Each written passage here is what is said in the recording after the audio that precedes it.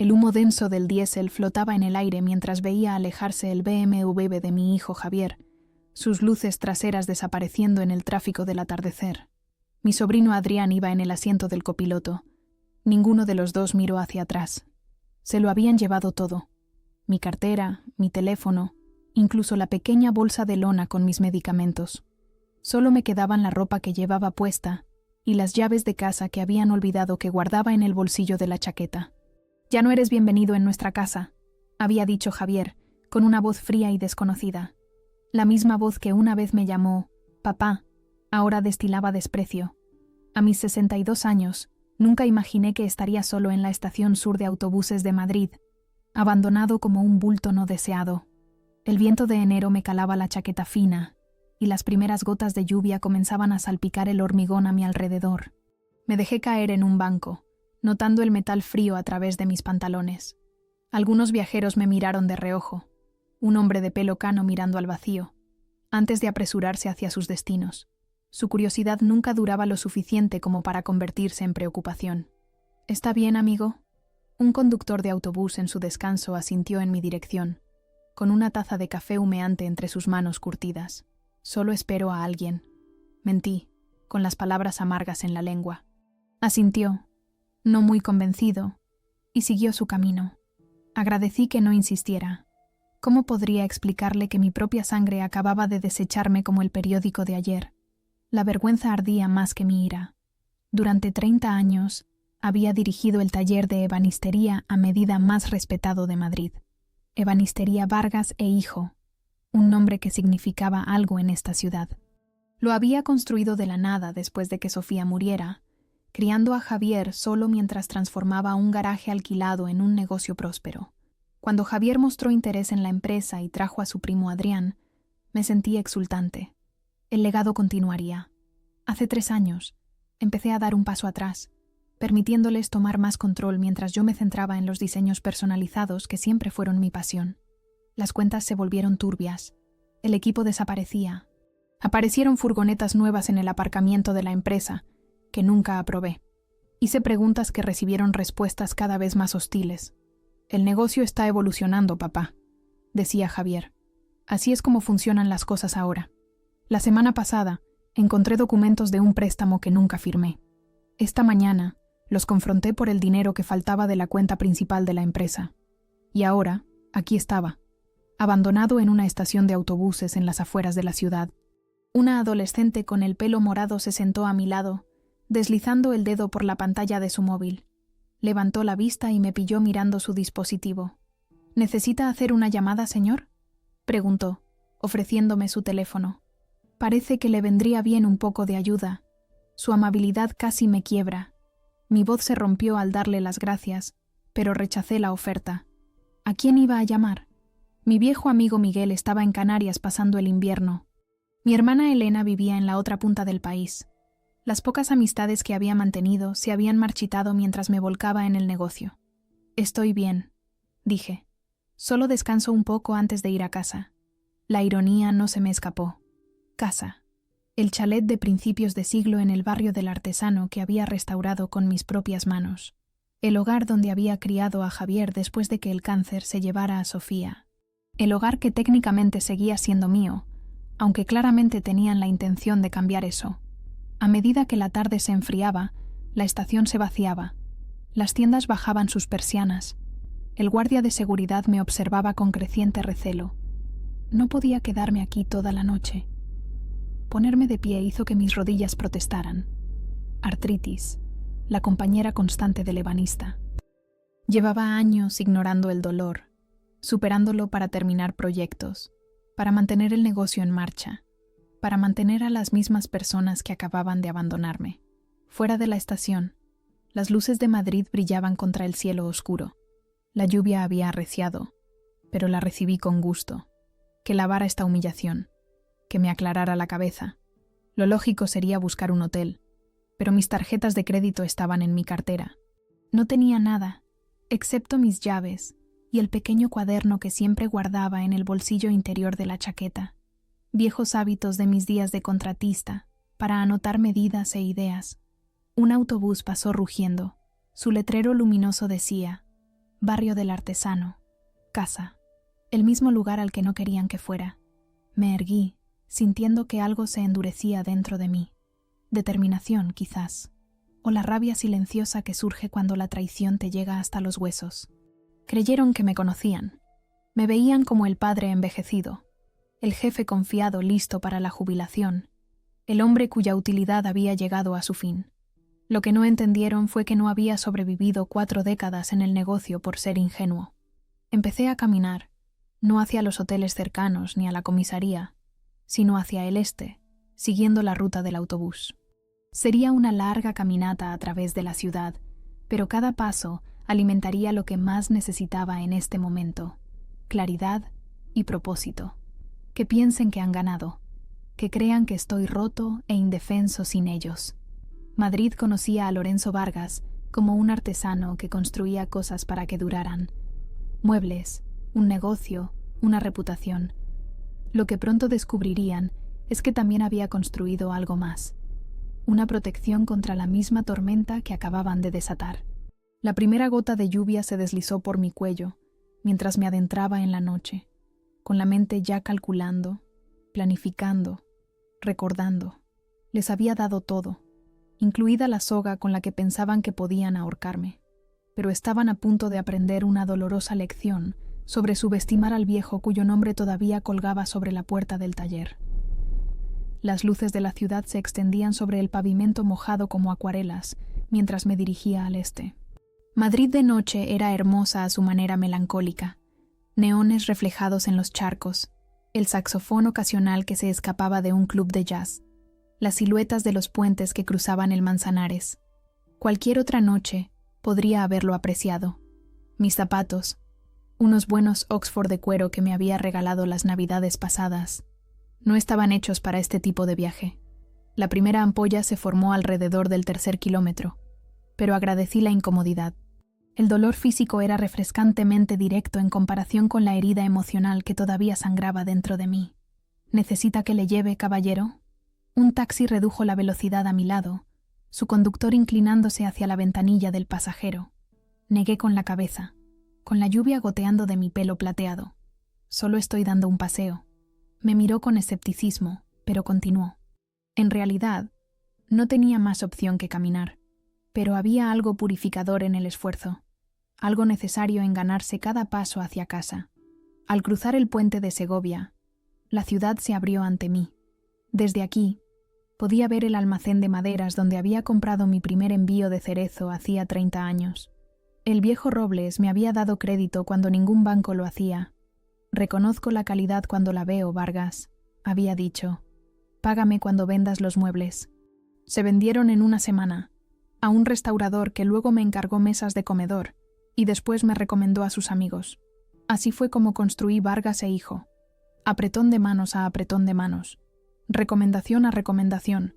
Mi reputación extendiéndose por Madrid como las raíces de un roble. La ironía del nombre no se me escapaba ahora. Vargas e Hijo.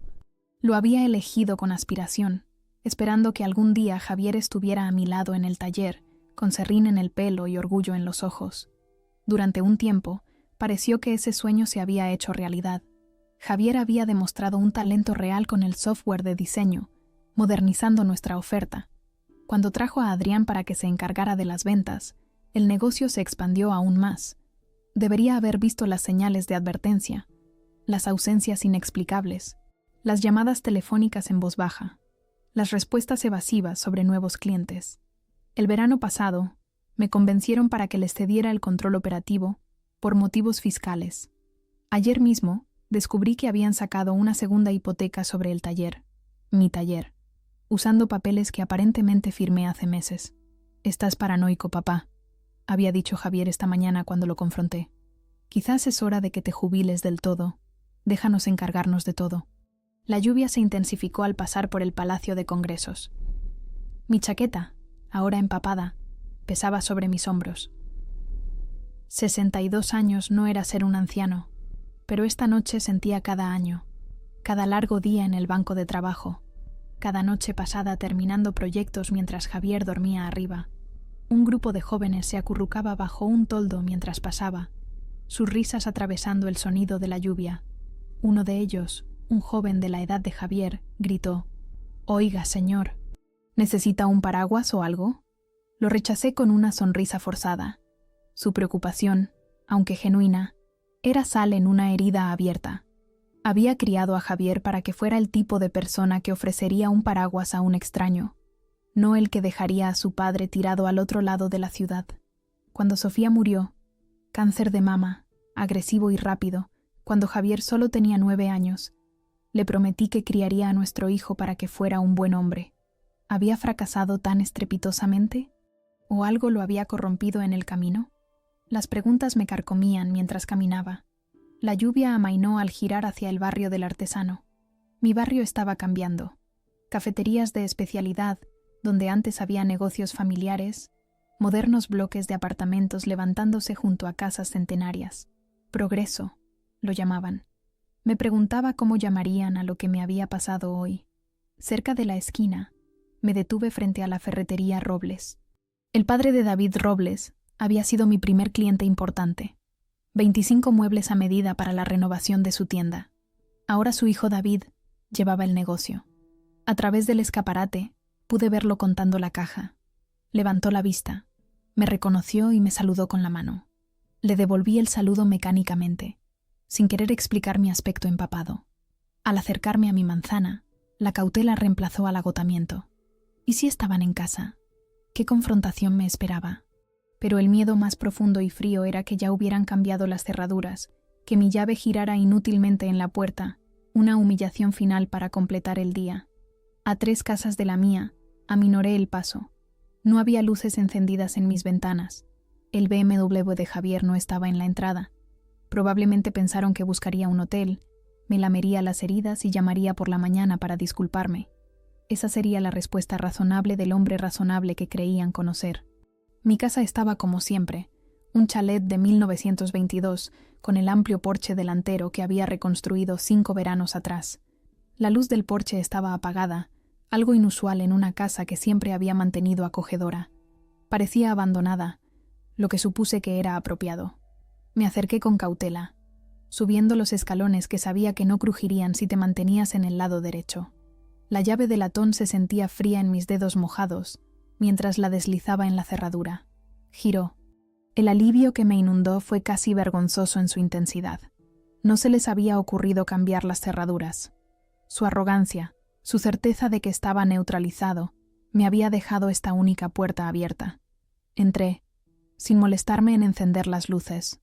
Los olores familiares, aceite de limón en la madera, el aroma persistente del café de la mañana, el ligero olor a humedad de los libros viejos, me envolvieron como un abrazo. Hogar, todavía mío. En la oscuridad, me dirigí a mi estudio, la única habitación en la que Javier rara vez entraba. Había sido el cuarto de costura de Sofía. Después de su muerte, no soporté cambiarlo por completo, así que simplemente añadí mi escritorio, pero mantuve su mesa de coser junto a la ventana. Era aquí donde guardaba las cosas que más importaban. Abrí el cajón inferior de mi escritorio y quité el fondo falso, un truco de ebanista más antiguo que la propia ciudad. Debajo había un sobre sellado, un teléfono de repuesto que había comprado hacía meses cuando empecé a sospechar que algo iba mal, y un pequeño disco duro externo. Hundiéndome en mi silla, me permití un momento de dolor puro y sin filtros. Un único sollozo se me escapó antes de reprimirlo de nuevo. Ya habría tiempo para el duelo más tarde. El duelo por el hijo que creía tener, por el legado que creía haber construido, por la confianza que creía que compartíamos. Por ahora, necesitaba trabajar. Mientras Javier y Adrián celebraban lo que asumían que era su victoria, yo me prepararía para mañana. Me habían quitado la cartera, el teléfono habitual y, aparentemente, mi dignidad. Pero habían olvidado lo más peligroso de mí. Yo había construido mi vida una vez desde la nada. Podía, y lo haría, de nuevo. Solo que esta vez no estaría construyendo un legado. Estaría reclamándolo. El teléfono de repuesto se encendió con un suave resplandor, iluminando mi estudio. Afuera, la lluvia de Madrid golpeaba las ventanas como dedos impacientes. Era casi medianoche, pero dormir era lo último en lo que pensaba. Lo que Javier y Adrián no entendían era que la sospecha no nace de la noche a la mañana. Crece lentamente, alimentándose de inconsistencias, nutriéndose de preguntas sin respuesta. La mía había echado raíces hacía 6 meses, cuando las facturas de los proveedores no coincidían con nuestro inventario. Pequeñas discrepancias al principio. Un envío de arce registrado pero nunca entregado, cantidades de herrajes que no cuadraban. Había pasado 40 años desarrollando relaciones con todos los proveedores del país.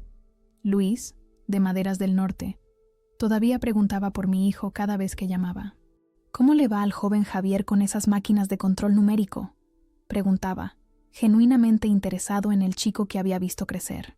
No eran solo contactos de negocios. Eran amigos que me habían dado crédito en tiempos de escasez, que habían retenido envíos cuando el dinero escaseaba. Cuando empecé a notar problemas, hice lo que cualquier padre podría hacer. Puse excusas. Javier estaba modernizando el negocio. Los sistemas de inventario digital funcionaban de manera diferente. Quizás yo solo era un anticuado, resistente al cambio. Pero luego vinieron las nuevas compras. Una segunda furgoneta de reparto, portátiles de alta gama, el alquiler de un almacén que no necesitábamos. Cuando les preguntaba, Javier tenía respuestas preparadas. Expandir operaciones, prepararse para el crecimiento, invertir en el futuro. Confía en nosotros, papá, decía, con Adrián asintiendo a su lado. El negocio necesita evolucionar. Quería creerles. La alternativa era demasiado dolorosa de considerar. El punto de inflexión llegó hace 3 meses. Marga Campos, nuestra contable durante 20 años, pidió hablar conmigo en privado. En la oficina trasera, rodeados por el aroma de serrín y barniz, me mostró una serie de cifras que me revolvieron el estómago. Alguien ha estado moviendo dinero, Lorenzo, dijo en voz baja. Grandes transferencias a cuentas que no reconozco. Y hay un patrón. Al día siguiente, Marga anunció su jubilación. Un día después, Javier presentó un nuevo servicio de contabilidad, uno que le reportaba directamente a él. Esa noche, conduje hasta la casa de Marga en el barrio de Salamanca. Tomando un té en su cocina, me mostró copias de cada transacción sospechosa que había encontrado. Llevo meses viendo cómo se desarrolla esto, dijo. No dejaba de esperar estar equivocada. ¿Por qué no me lo dijiste antes?, pregunté. Me miró con tristeza. Porque es tu hijo, Lorenzo. Y porque sé lo que Vargas e hijo significa para ti. Lo que había descubierto era sistemático, deliberado y condenatorio. Javier y Adrián no solo estaban gestionando mal el negocio, lo estaban desmantelando desde dentro, transfiriendo activos, pidiendo préstamos contra nuestra propiedad y montando lo que parecía ser una operación paralela. Salí de casa de Marga con una decisión tomada. No los confrontaría, todavía no.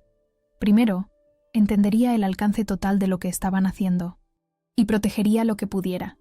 Esa semana, abrí nuevas cuentas en un banco diferente solo a mi nombre.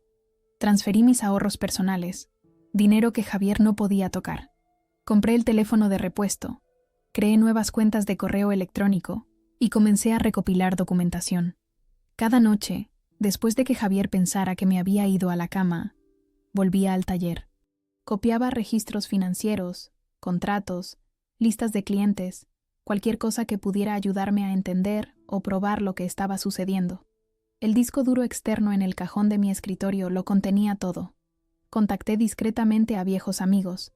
Miguel Torres, mi abogado desde los primeros días, escuchó sin juzgar cuando compartí mis sospechas. Protégete, Lorenzo, me aconsejó.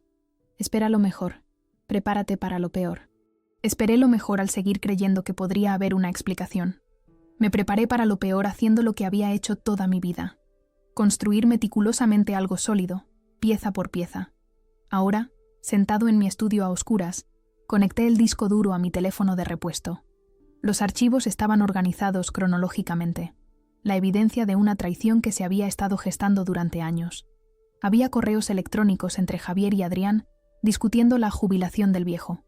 Extractos bancarios que mostraban transferencias a una sociedad limitada de la que nunca había oído hablar. Solicitudes de préstamo con mi firma falsificada. Y lo más condenatorio de todo, la documentación de registro de una nueva empresa llamada Vargas Moderno, sin ninguna mención de mí. No solo estaban robando a la empresa, estaban planeando reemplazarla por completo, dejando el cascarón de Vargas e hijo con sus deudas y obligaciones, mientras transferían todos los clientes y activos a su nueva aventura. Accedí a mi correo electrónico y envié un mensaje a Miguel. Ha sucedido. Necesito que nos veamos mañana. Lo llevo todo. Su respuesta llegó rápidamente. En mi despacho. 8 a.m. Tendré café y a Carolina, la contable forense. A continuación, redacté un correo electrónico a Bernardo Sáenz del Banco Central de Madrid, no solo nuestro banquero de empresa, sino un cliente cuya cocina había fabricado personalmente. Asunto. Urgente. Actividad fraudulenta. Adjunté copias escaneadas de los documentos de préstamo falsificados. A Luis de Maderas del Norte y a otros 6 proveedores clave les envié variaciones del mismo mensaje. Retención temporal de todas las entregas y extensiones de crédito a Vargas e hijo, hasta que se complete una auditoría interna. Cada mensaje que enviaba era otro ladrillo en el muro que estaba construyendo entre el trabajo de mi vida y aquellos que buscaban robarlo. A las 2 de la madrugada, la primera fase estaba completa. Apagué el teléfono, lo devolví a su escondite y finalmente permití que mi cuerpo exhausto se desplomara en la silla. Mañana traería confrontación, acciones legales y la dolorosa revelación pública de lo que mi hijo había hecho. Pero esta noche, en estas horas de silencio, me permití un momento de duelo por lo perdido.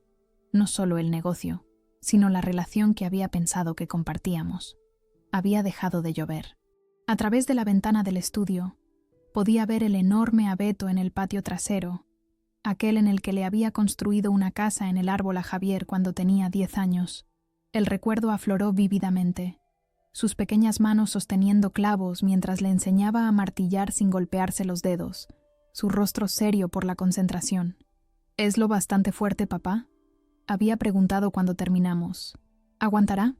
Si está bien construido, le había dicho. Nos sobrevivirá a los 2. Aparté el recuerdo y me obligué a concentrarme en lo que había que hacer. En 6 horas, me reuniría con Miguel y comenzaría el proceso formal de salvar lo que se pudiera salvar. Por ahora, necesitaba descansar. Subí las escaleras, pasando por la antigua habitación de Javier, ahora un cuarto de invitados, hasta la mía. La cama que Sofía y yo habíamos compartido durante años me esperaba, fría y vacía.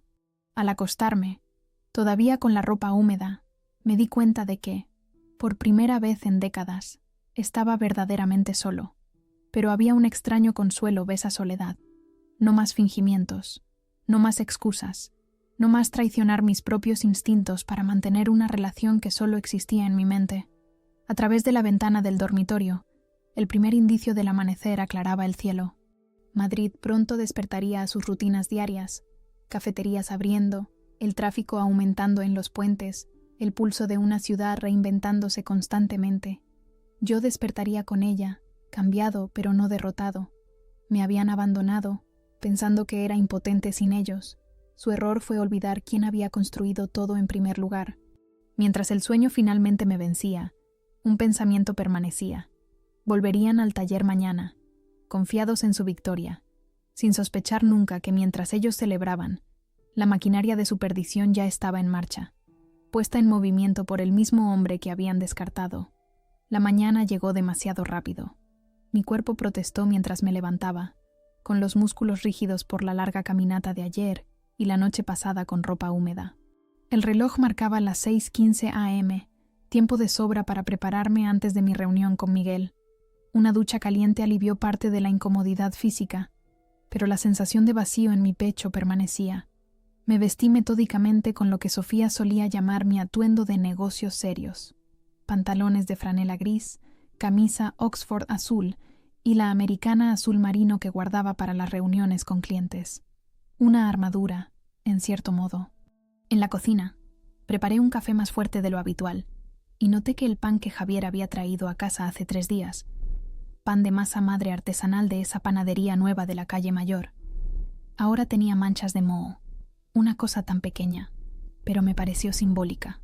Todo en esta casa se estaba corrompiendo gradualmente.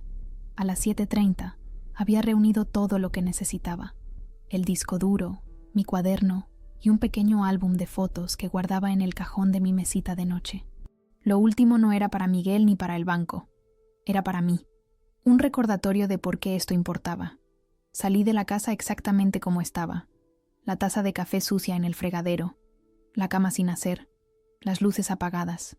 Que piensen que nunca volví a casa. La mañana era fresca y clara, las nubes características de Madrid temporalmente barridas. Caminé hasta la esquina y llamé a un taxi desde una cabina telefónica, otra reliquia del pasado que de repente se había vuelto útil de nuevo. El despacho de Miguel ocupaba el último piso de un almacén reformado en el barrio de Malasaña. Carolina, la contable forense, ya estaba allí, con las gafas sobre la cabeza y hojas de cálculo dispuestas ante ella como planes de batalla. «Dios mío, Lorenzo», dijo Miguel al entrar, «tienes una pinta horrible». «Me siento peor», admití. Durante la siguiente hora, trazamos una estrategia. Carolina identificó 12 casos distintos de fraude, incluyendo firmas falsificadas y malversación de fondos. Miguel redactó medidas cautelares urgentes para congelar las cuentas de la empresa y evitar cualquier transferencia de activos adicional. «Presentaremos esto en cuanto abra el juzgado», dijo. «Mientras tanto, ya he notificado al banco del posible fraude. No se moverá nada más sin autorización». «¿Y el taller?», pregunté. «El lunes es día de trabajo. 3 artesanos además de mí tienen llaves». «Llama a tu encargado», sugirió Miguel. «Dile que hay una emergencia familiar y que el taller cierra hoy. Arreglaremos el resto después de haber asegurado la posición legal». Asentí y usé el teléfono de Miguel para llamar a Jaime Paredes, que llevaba conmigo 15 años. Su preocupación fue inmediata y genuina. «¿Está todo bien, Lorenzo? ¿Necesitas algo?». La pregunta casi me quiebra. «Solo necesito que les digas a los chicos que se tomen un día libre pagado. Ya les explicaré más tarde. Al mediodía, las ruedas de la justicia y de la retribución estaban girando. Se habían presentado las órdenes judiciales. El banco había congelado todas las cuentas de Vargas e hijo. Maderas del Norte había llamado para confirmar que retenían todas las entregas. La pequeña oficina en el edificio de Miguel que había asegurado temporalmente se estaba convirtiendo en un centro de mando para reclamar el trabajo de mi vida. «Deberías comer algo», dijo Miguel sobre las 2 de la tarde, empujando un sándwich hacia mí. No tenía hambre, pero me obligué a dar unos bocados. Estábamos revisando los contratos de los clientes cuando mi teléfono de repuesto vibró con un mensaje de David Robles. «Javier y Adrián acaban de pasar por mi tienda como alma que lleva el diablo. Creo que van hacia tu casa». Así que habían descubierto las cuentas congeladas. Antes de lo que esperaba, pero no estaba desprevenido.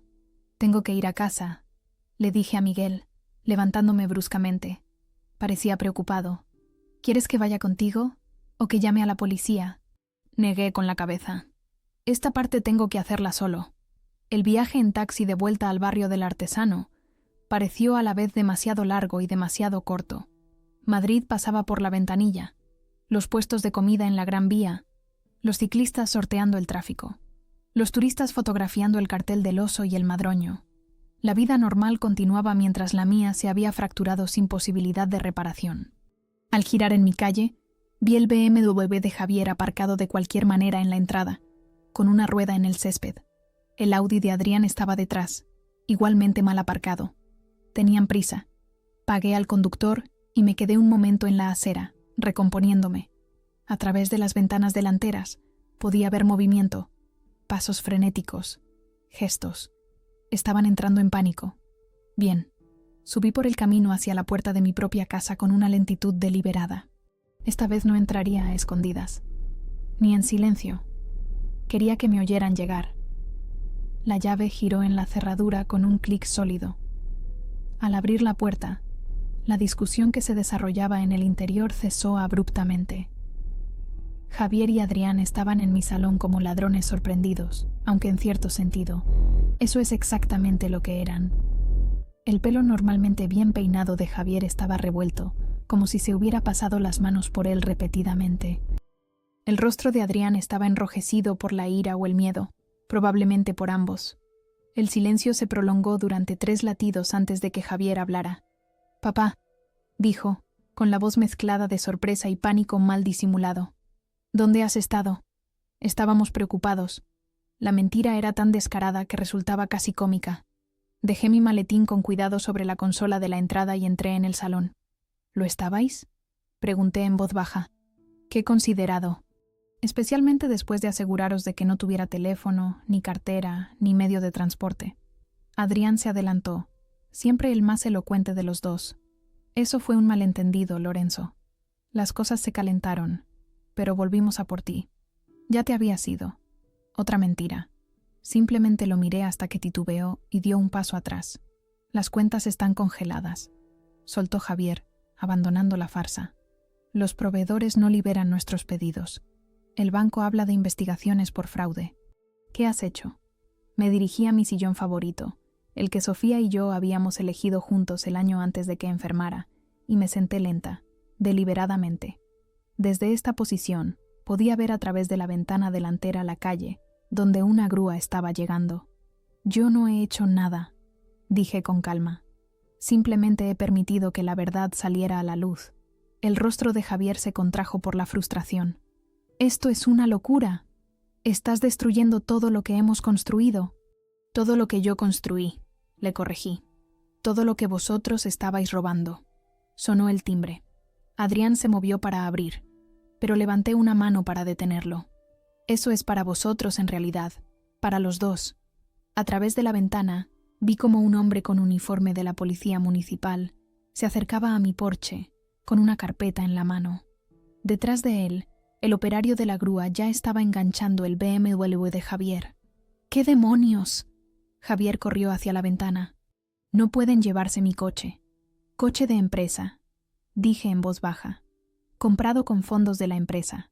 Fondos que ahora están sujetos a una congelación de activos pendiente de investigación por malversación y fraude.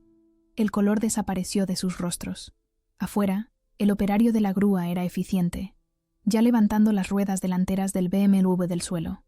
El policía volvió a llamar al timbre. Quizás deberíais abrir, sugerí. Solo empeorará si le hacéis esperar. Adrián miró a Javier, con el pánico evidente en sus ojos. ¿Qué hacemos? El rostro de Javier había pasado de la conmoción a algo más oscuro, una mezcla de rabia e incredulidad de que sus planes se hubieran desmoronado tan completamente. No puedes probar nada, me siseó. Es tu palabra contra la nuestra. Me recliné en mi silla, una extraña calma apoderándose de mí.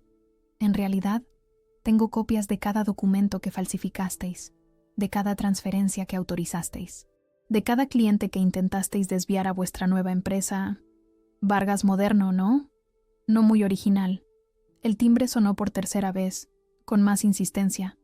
A través de la ventana, pude ver el BMW ya completamente asegurado en la grúa. El Audi sería el siguiente. Luego las furgonetas del taller. Luego el equipo comprado con préstamos fraudulentos. Objeto por objeto, pieza por pieza. Todo lo que creían haber reclamado sería recuperado. Adrián finalmente se movió para abrir la puerta, con los hombros hundidos en señal de derrota. Javier permaneció inmóvil, mirándome como si viera a un extraño. Quizás lo era. El padre que creía conocer, confiado, ajeno, fácilmente manipulable. Nunca había existido realmente. Esa fue una máscara que llevé mientras reunía pruebas, protegía activos y me preparaba para este preciso momento. El oficial entró con un solemne asentimiento en mi dirección. «Señor Vargas, tenemos unos papeles sobre unos vehículos registrados a nombre de Ebanistería Vargas e hijo». «Por supuesto, agente», respondí.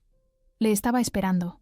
Mientras el oficial comenzaba a explicar el proceso de incautación de activos a un Adrián visiblemente afectado, Javier continuaba mirándome, su expresión cambiando de la conmoción a una creciente comprensión de que el juego había terminado antes de que él supiera que había comenzado. Afuera, el operario de la grúa se había movido hacia el Audi. Una segunda grúa se estaba deteniendo detrás de la primera. El desmantelamiento de su supuesto imperio estaba ocurriendo en tiempo real, justo delante de sus ojos. No había levantado la voz. No los había echado de casa. Ni siquiera me había movido de mi silla. No lo necesitaba. La maquinaria de las consecuencias ya estaba en marcha, y continuaría con o sin mi participación activa. Todo lo que necesitaba hacer era observar cómo todo lo que creían haber asegurado se desmoronaba bajo sus pies. Y mientras el oficial terminaba su explicación y le entregaba a Adrián un fajo de papeles, la mirada de absoluta derrota en sus rostros me dijo que finalmente lo entendían. Habían subestimado grave y catastróficamente al anciano que creían poder descartar. El agente de policía se fue después de completar el papeleo, asintiendo respetuosamente en mi dirección al partir. Las grúas habían terminado su trabajo, dejando espacios vacíos en la entrada donde antes habían estado los coches de lujo. La casa se sentía anormalmente silenciosa, como la pesada quietud después de un trueno. Javier recorría el salón, con los papeles de la gente arrugados en un puño. Adrián estaba sentado en el borde del sofá, con la cabeza entre las manos. Ninguno habló durante varios largos minutos. Yo permanecí en mi sillón, observándolos desmoronarse. No había satisfacción en ello, solo un dolor hueco donde una vez vivió el orgullo por ellos. «Nos has arruinado», dijo finalmente Javier, su voz apenas un susurro. Se volvió para mirarme, con los ojos enrojecidos. «¿Entiendes eso? Todo se ha ido». «No todo», le corregí. «Solo lo que no era vuestro por derecho». Golpeó los papeles contra la mesa de centro. «Estábamos salvando el negocio, modernizándolo. Lo estabas llevando a la ruina con tus métodos anticuados y tu negativa a cambiar». La acusación me dolió, pero mantuve mi expresión neutral. ¿Es así como te lo justificabas a ti mismo? ¿Que estabas salvando a Vargas e hijo vaciando sus cuentas, falsificando mi firma y montando un negocio competidor a mis espaldas? Adrián levantó la cabeza. No fue así, Lorenzo. No al principio. Entonces decidme cómo fue, dije, genuinamente curioso por escuchar su racionalización. Adrián miró a Javier, que había reanudado su paseo. Queríamos expandirnos. Fabricación digital, producción en masa, licenciar diseños a fabricantes más grandes. El futuro de la ebanistería ya no está en las piezas únicas personalizadas. ¿Y no podíais haber propuesto estas ideas abiertamente? ¿Como socios? Javier emitió un sonido de desdén. Lo intentamos. ¿Cuántas veces saqué el tema de las nuevas tecnologías solo para que dijeras, así no hacemos las cosas en Vargas e hijo? Había un ápice de verdad en eso que no podía negar.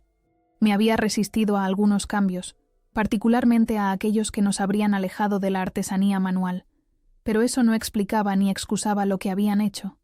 Así que, en lugar de convencerme, decidisteis robarme, dije, falsificar mi firma, montar una empresa paralela que me dejaría sin nada. No escuchabas.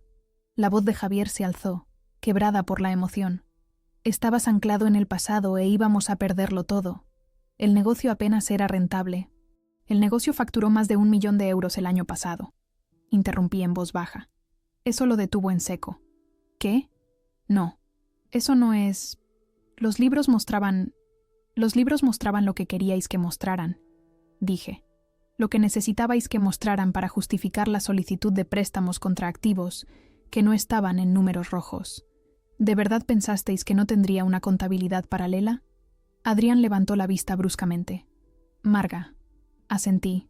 Marga llevaba los libros de verdad. Siempre lo ha hecho. El rostro de Javier se enrojeció de ira. Se jubiló. Estaba vieja, confundida. Se jubiló porque la echasteis, dije. Pero no sin antes hacer copias de todo y traérmelas. No sin antes mostrarme exactamente lo que estabais haciendo vosotros dos. El silencio que siguió fue denso de comprensión. Nunca habían considerado que yo pudiera tener aliados, gente leal a mí en lugar de a ellos. Adrián fue el primero en romperse. Lorenzo, por favor, podemos arreglar esto. Fue idea de Javier dejarte en la estación de autobuses. Yo quería hablar las cosas. Javier se giró hacia él. No te atrevas a echarme la culpa, cobarde. Estuviste conmigo en cada paso. Tu firma está en tantos documentos como la mía. Se volvieron el uno contra el otro como náufragos peleando por el mismo salvavidas. Toda pretensión de unidad se desvaneció cuando la autoconservación se impuso. Tú dijiste que nunca se daría cuenta, gritó Adrián. Tú dijiste que era demasiado confiado, demasiado centrado en su preciada artesanía como para fijarse en las finanzas. Y tú fuiste quien sugirió mover los pagos de los clientes a las nuevas cuentas, replicó Javier. Tú fuiste quien dijo que podíamos culpar a errores contables si alguna vez preguntaba. Les dejé continuar, sus acusaciones desnudando el alcance total de su traición. Cada revelación era otra puñalada, pero necesitaba escucharlo todo. Necesitaba entender la profundidad de lo que habían hecho. Y quizás más importante, ¿por qué? Cuando finalmente se agotaron, ambos respirando con dificultad y negándose a mirarse, volví a hablar. Tengo una pregunta, dije en voz baja, y quiero una respuesta honesta. Ambos me miraron con recelo. ¿Cuándo me convertí en el enemigo?, pregunté. ¿Cuándo dejé de ser vuestro padre? Miré a Javier, luego cambié mi mirada a Adrián. ¿Y vuestro tío, para convertirme en alguien a quien engañar y descartar? La pregunta quedó suspendida en el aire entre nosotros. Javier fue el primero en apartar la mirada, su vista cayendo sobre las fotos familiares que bordeaban la repisa de la chimenea. Vacaciones, viajes de pesca, momentos en el taller capturados a lo largo de décadas. No fue así, dijo finalmente, con la voz más apagada. Empezó poco a poco, tomando atajos, luego encubriendo errores. Luego surgieron oportunidades que sabíamos que no aprobarías, así que simplemente no te lo dijimos. Y entonces un día os disteis cuenta de que habíais ido demasiado lejos para poder sinceraros. Terminé por él. Asintió casi imperceptiblemente. Adrián se levantó de repente. ¿Qué pasa ahora? ¿Vas a presentar cargos? ¿Vamos a ir a la cárcel? La pregunta era práctica, centrada en las consecuencias en lugar de la reconciliación. Típico de Adrián. Eso depende, dije, de lo que pase en las próximas 48 horas. Alcancé mi maletín y saqué una carpeta que contenía documentos que Miguel había preparado. Los puse sobre la mesa de centro, entre nosotros. Estas son declaraciones de confesión. Admisiones completas de lo que hicisteis, con detalles de cada transacción fraudulenta, cada firma falsificada, cada cliente desviado. Firmadlas, y consideraré mantener esto como un asunto civil en lugar de penal. Javier miró los papeles, luego a mí. ¿Y si no lo hacemos? Entonces el agente de policía que acaba de estar aquí volverá con otros papeles, y tendréis esta conversación de nuevo, pero en una sala de interrogatorios. Adrián cogió los documentos de inmediato, siempre el pragmático. Javier permaneció inmóvil, el orgullo luchando con la autoconservación. Estáis acabados en esta industria de cualquier manera, continué. Todos los proveedores del país saben ahora lo que intentasteis hacer. Todos los bancos han sido notificados de la investigación por fraude. Vuestra nueva empresa, Vargas Moderno, ha sido denunciada en el registro mercantil por constitución fraudulenta. Me incliné hacia adelante, asegurándome de que entendieran todo el peso de su situación. Pero tenéis la opción de enfrentar esto como hombres que cometieron errores terribles y los asumieron, o como criminales que continuaron mintiendo hasta el final. Adrián ya estaba hojeando la confesión, sus manos temblando ligeramente. Javier todavía no se había movido. Podrías habernos despedido y ya está, dijo con amargura. No tenías que destruirlo todo. La afirmación era tan retorcida, tan alejada de la realidad, que casi me reí. Yo no destruí nada, Javier. Lo hicisteis vosotros. En el momento en que decidisteis que lo que yo construí no era suficiente para vosotros, que merecíais más rápido, sin ganároslo, pusisteis esto en marcha. Me levanté lentamente, sintiendo cada año en mis huesos. Os di todo lo que tenía, mis conocimientos, mis relaciones con los clientes, mi confianza. Incluso el nombre de mi negocio os reconocía antes de que tuvierais edad para sostener un martillo.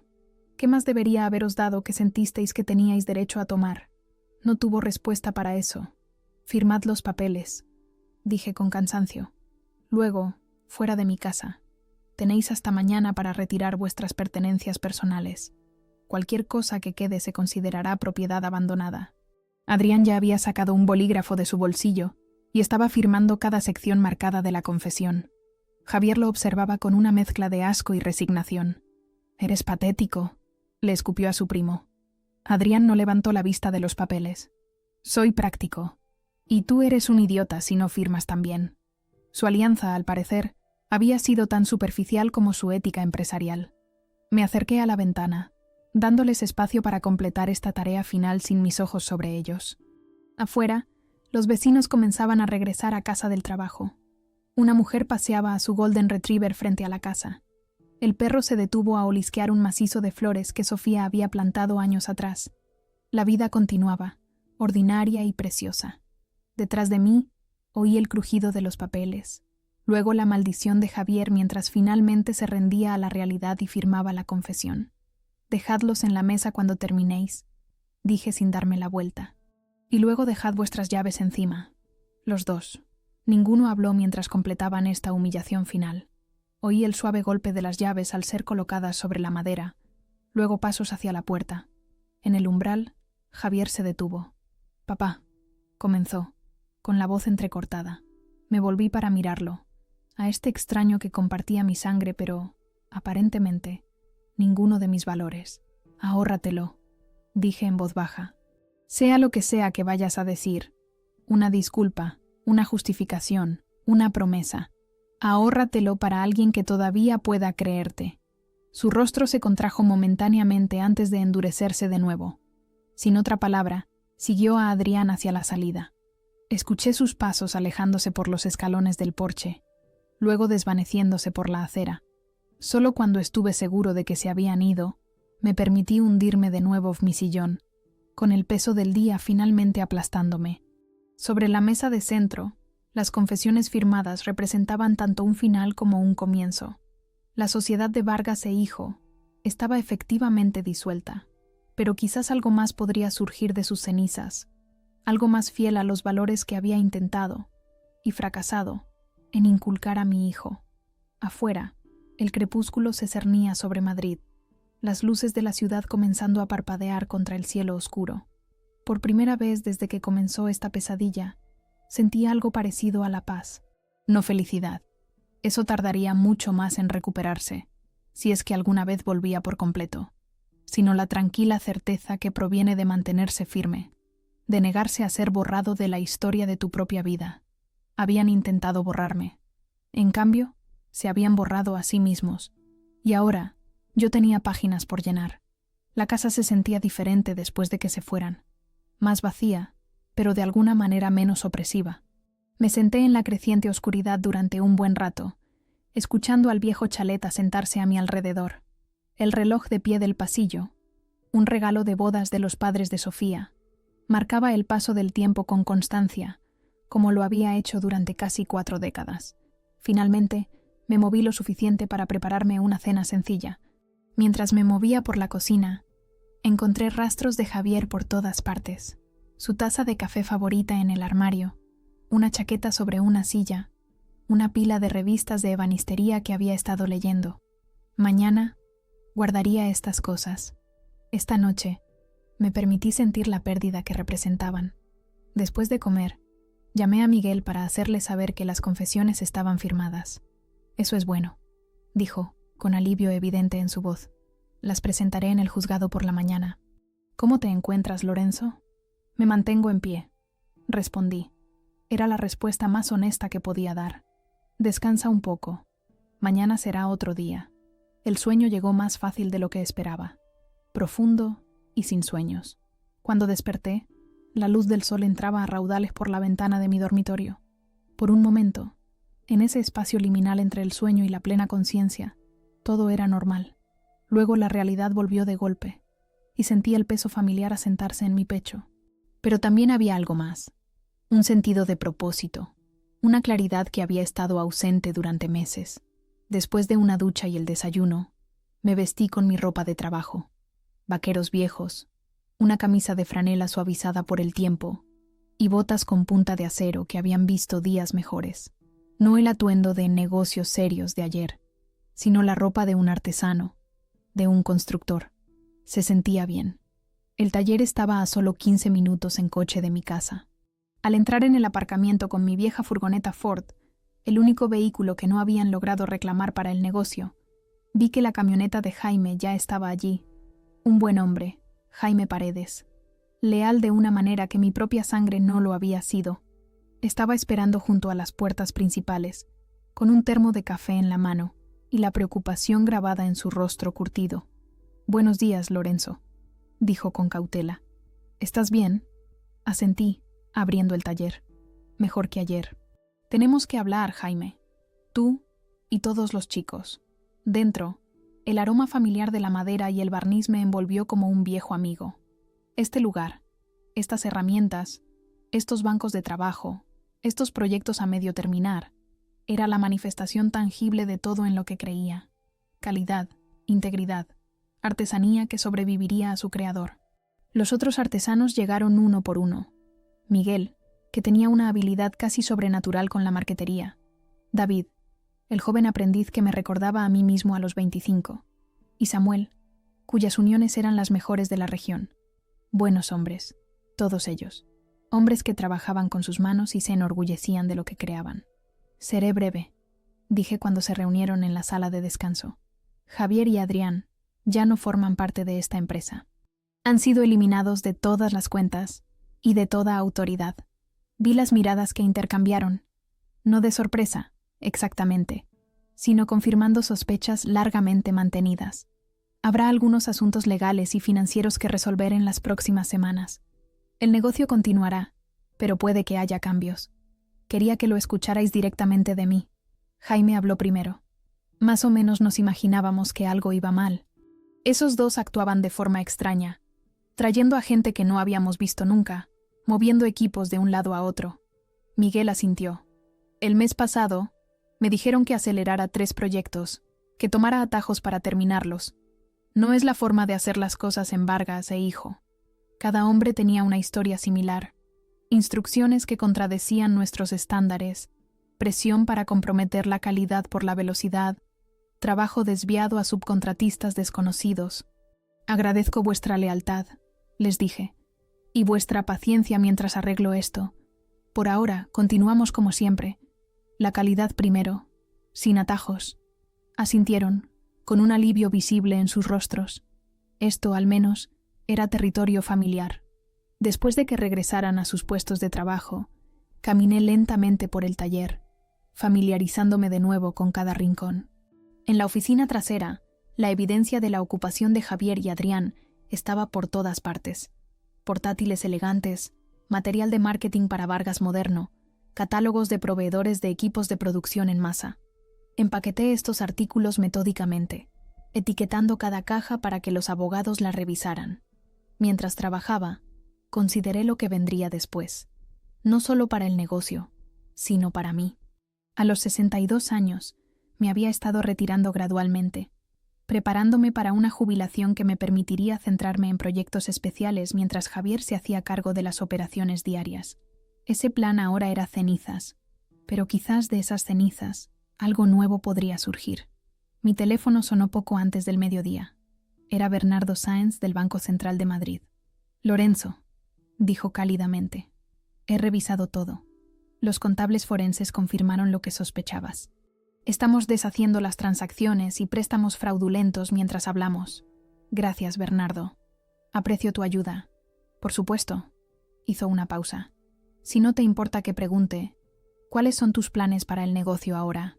Era la pregunta que me había estado haciendo toda la mañana.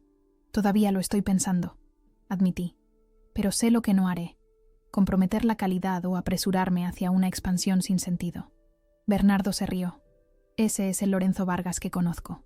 Cuando estés listo para discutir opciones, mi puerta siempre está abierta. Al final de la tarde, había despejado la oficina de la presencia de Javier y Adrián y había reclamado el espacio como mío. En un momento dado, David apareció en la puerta, con aspecto indeciso. «¿Señor Vargas? Tenemos la mesa de comedor de los Ibáñez lista para la aprobación final. ¿Le gustaría echarle un vistazo?»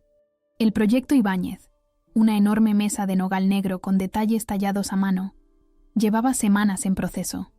Era exactamente el tipo de trabajo de alta gama y a medida que había construido nuestra reputación. Seguí a David hasta el área de acabado, donde la mesa brillaba bajo las luces del taller. Pasando la mano por su superficie, sentí la suavidad perfecta que solo se logra con paciencia y habilidad. Las vetas de la madera fluían como el agua, cada pieza de nogal cuidadosamente seleccionada y emparejada. Las uniones eran impecables, los elementos tallados a mano detallados pero sutiles. Un trabajo precioso, dije, con un orgullo genuino creciendo en mi pecho, no solo por la pieza en sí, sino por los artesanos que la habían creado. Mientras examinaba la mesa, una idea comenzó a formarse. Aún no estaba completamente desarrollada, pero era una dirección, una posibilidad. Esa tarde, después de cerrar el taller, no me fui a casa de inmediato. En su lugar, me senté en mi vieja mesa de dibujo, la que todavía prefería para los diseños iniciales a pesar de la insistencia de Javier en el modelado por ordenador. Con un lápiz en la mano, comencé a esbozar, no muebles, sino una especie de plano, un plan para el futuro. Vargas e hijo siempre se había centrado en la artesanía, en crear piezas que se convertirían en reliquias familiares. Pero quizás había una manera de honrar esa tradición sin dejar de evolucionar. Y si, en lugar de la producción en masa, nos centráramos en la enseñanza, una escuela de alta ebanistería, donde la próxima generación pudiera aprender no solo técnicas, sino también valores, donde los clientes pudieran encargar piezas personalizadas, pero también participar en su creación si lo desearan. Dibujé hasta altas horas de la noche, las ideas fluyendo con más libertad que en años. Cuando finalmente levanté la vista, con la mano acalambrada de tanto escribir, era pasada la medianoche, pero en las páginas que tenía ante mí había algo que se sentía bien, una visión que honraba el pasado mientras creaba espacio para el futuro. A la mañana siguiente, llamé a Miguel y le pedí que nos viéramos en el taller. Cuando llegó, le mostré mis notas y dibujos. «¿Qué te parece?», le pregunté después de explicarle el concepto. Estudió los planos pensativamente. «No es lo que Javier y Adrián querían, pero podría ser exactamente lo que el negocio necesita. Una forma de distinguirse en un mercado cada vez más dominado por la producción en masa. ¿Y legalmente? ¿Podemos reestructurarnos así?». «Absolutamente. Con las confesiones en la mano y el fraude documentado, tienes el control total sobre la dirección del negocio». Durante los días siguientes, me reuní con cada uno de mis artesanos individualmente, compartiendo mi visión y pidiendo su opinión. Su entusiasmo fue cauteloso al principio, luego cada vez más genuino a medida que reconocían las oportunidades que presentaba. Jaime, que siempre había disfrutado guiando a ebanistas más jóvenes, vio inmediatamente el potencial. Podríamos ofrecer clases los fines de semana, empezar poco a poco y ver cómo va. Miguel sugirió colaboraciones con institutos y escuelas de formación profesional locales. Muchos jóvenes ya no tienen contacto con los oficios tradicionales. Incluso David, todavía al principio de su propio camino, tenía ideas sobre cómo integrar las tecnologías modernas de forma reflexiva, en lugar de abandonar por completo las habilidades manuales. Una semana después de la partida de Javier y Adrián, convoqué una reunión con mi equipo principal. El suelo del taller se había despejado, y se habían dispuesto sillas en círculo entre los bancos de trabajo y las herramientas que habían sido la base de todo lo que había construido. «Vargas e hijo se encuentra en una encrucijada», comencé. «Podemos intentar competir con los productores en masa, una carrera hacia el abismo en calidad y precios, o podemos reafirmarnos en lo que nos hace especiales, la artesanía, el conocimiento y la tradición». Esbocé el plan. Una reestructuración que mantendría nuestro negocio de muebles a medida, mientras añadía componentes educativos, clases para aficionados, programas de aprendizaje para estudiantes serios, talleres para clientes que quisieran participar en la creación de sus propias piezas de herencia. «No será fácil», reconocí. «Estaremos construyendo algo nuevo, pero creo que honra lo que esta empresa siempre ha sido, al tiempo que crea un futuro que no depende del crecimiento constante y de tomar atajos». La respuesta fue un apoyo unánime. Estos hombres, que compartían mis valores aunque no mi sangre, estaban listos para ayudar a construir algo significativo. Cuando la reunión concluyó y volvieron a su trabajo con un propósito renovado, salí un momento. El aire primaveral estaba fresco de posibilidades. Al otro lado de la calle, la Sierra de Guadarrama era visible en la distancia, con sus cumbres nevadas y eternas contra el cielo azul. Pensé en Sofía, en lo orgullosa que habría estado de esta nueva dirección, en lo decepcionada que habría estado por las decisiones de Javier. El dolor de su traición todavía estaba allí, una herida que quizás nunca sanaría por completo, pero de pie, bajo la luz del sol, fuera del taller que llevaba mi nombre, sentí algo que no esperaba volver a sentir tan pronto: esperanza. Javier y Adrián habían intentado descartarme, volverme obsoleto en la historia de mi propia creación. Solo habían visto lo que yo había construido, sin entender que el verdadero valor estaba en cómo lo había construido, con integridad, paciencia y respeto por los materiales y el proceso. No lograron borrarme. En cambio, sin quererlo, me habían liberado para reimaginar en qué podría convertirse Vargas e hijo. Me volví hacia el taller, donde los sonidos de la artesanía continuaban. Las pasadas rítmicas de un cepillo de mano, el cuidadoso golpe de un mazo sobre un formón, el suave roce de la lija sacando el brillo de una madera bien elegida. Este era mi legado. No solo los muebles que me sobrevivirían, sino los valores y las habilidades que podrían transmitirse de generación en generación si se les daba el vehículo adecuado. El letrero sobre la puerta todavía decía: Ebanistería Vargas e Hijo. Algún día, quizás, lo cambiaría por algo que reflejara mejor nuestra nueva dirección, pero por ahora seguía siendo un recordatorio, no de lo que había perdido, sino de lo que había reclamado: el derecho a determinar mi propio camino, la libertad de construir algo fiel a mis valores, la oportunidad de transformar la traición en renovación. Me habían abandonado en una estación de autobuses, pensando que era el final de mi historia. Estaban equivocados. Era solo el comienzo de un nuevo capítulo.